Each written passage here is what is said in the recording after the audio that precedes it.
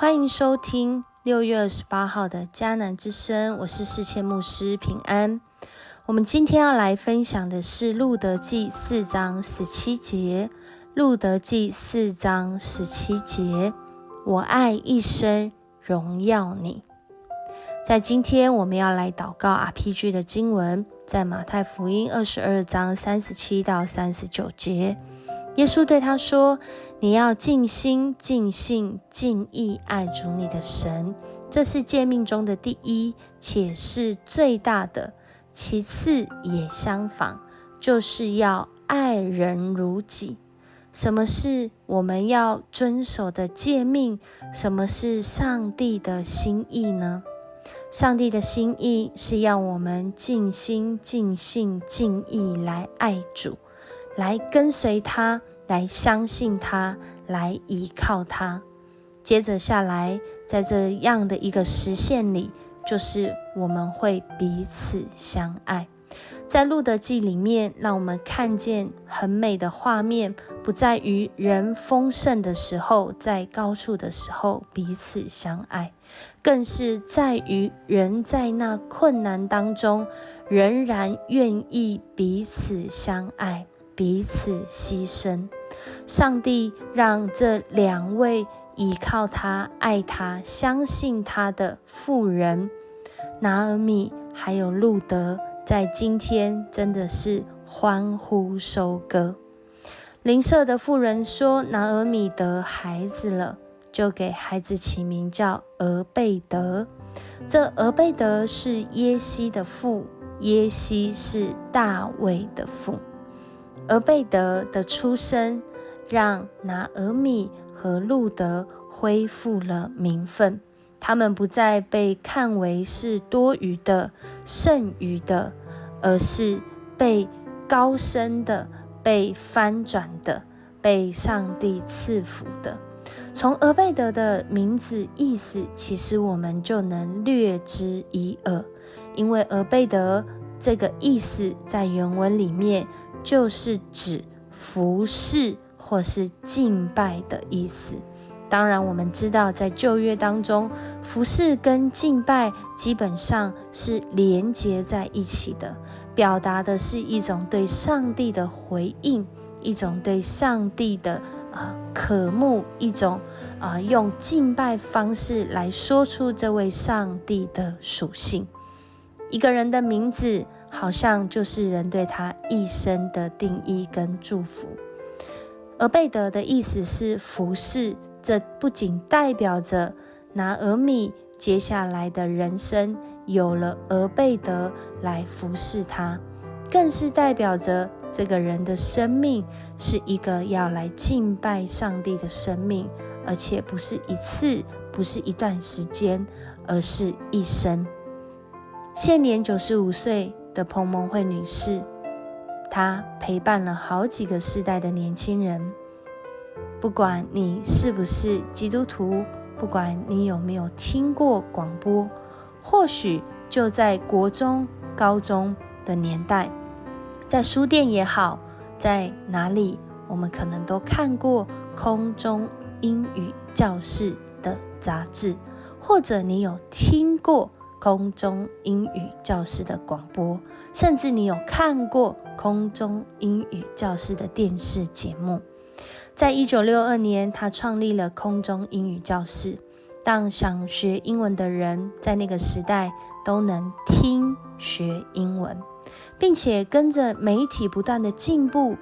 他不仅创立了天韵合唱团，后来制作了英语电视节目，当然到现在在社群平台上，不管是 LINE 还是各样的一个平台，也还是有空中英语教室的这个节目，继续的让这个世代的年轻人能够，或者是想学英文的人能够有管道来学习英文。有人问他留在台湾70年的时间是什么缘故，他回应说，因为我来台湾认识你们，你们爱我，我也爱你们，这变成我的第2个家。他常常说我是一个平凡人，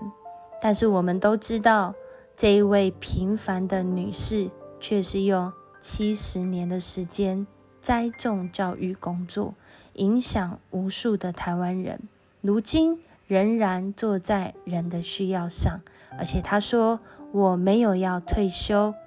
因为他很清楚知道他一生是被上帝呼召拣选，他因着上帝的爱，也因着爱身边爱所在台湾这块土地的人，他起来服侍。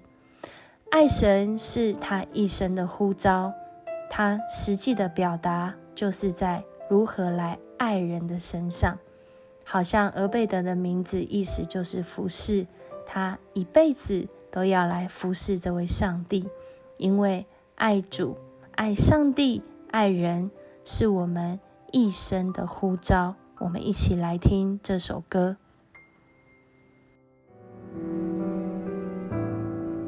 生命每个部分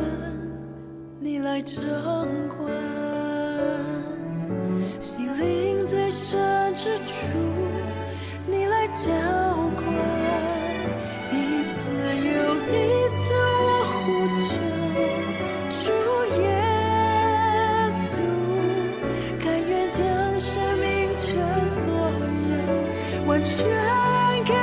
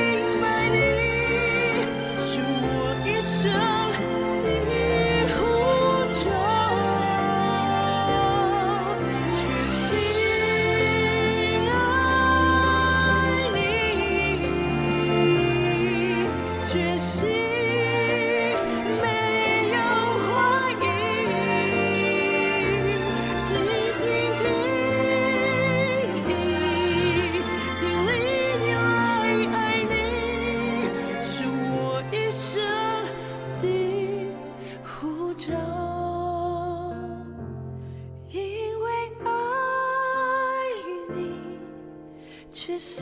地敬拜你，是我一生的呼召。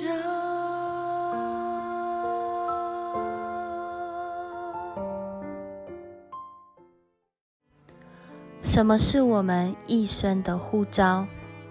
什么是我们一生尽心尽意没有怀疑持续的目标？拿俄米她回转归回上帝，路德她放下所有来跟随上帝。今天的彭蒙慧女士，她更是在12岁的时候蒙上帝呼召，一生以平凡但愿意的姿态来回应上帝的恩典，成为一个服侍众人的人。他是一个从上帝领受恩典，虽然充满着自由的生命，却也在这自由当中成为众人的仆人，服侍所有的人。基督徒的服侍是因着爱而服侍，也因着顺服上帝的心意，成为众人的仆人。在今天的这个世代，我们因着上帝的恩典，也愿意像彭蒙慧女士，像我们所知道这些令人敬重的服侍者，愿意坐在人的需要上吗？这是我们的愿望吗？那我们今天可以做的是什么呢？我们一起来祷告。主啊，谢谢你的爱，因着你的爱，使我们领受那命运改变的呼召，使我们爱一生来荣耀你。谢谢你在我们这平凡的生命当中，使我们可以领受从你来那丰丰富富的恩典，在有力无力的时候，因着你的能力，我们能够重新得力，继续带领我们在今天一天的生活中，要来荣耀你的名。我们这样祷告，是奉主耶稣的名求，阿们。谢谢你收听今天的迦南之声，愿那爱神爱人充满在你生命中的上帝赏赐给你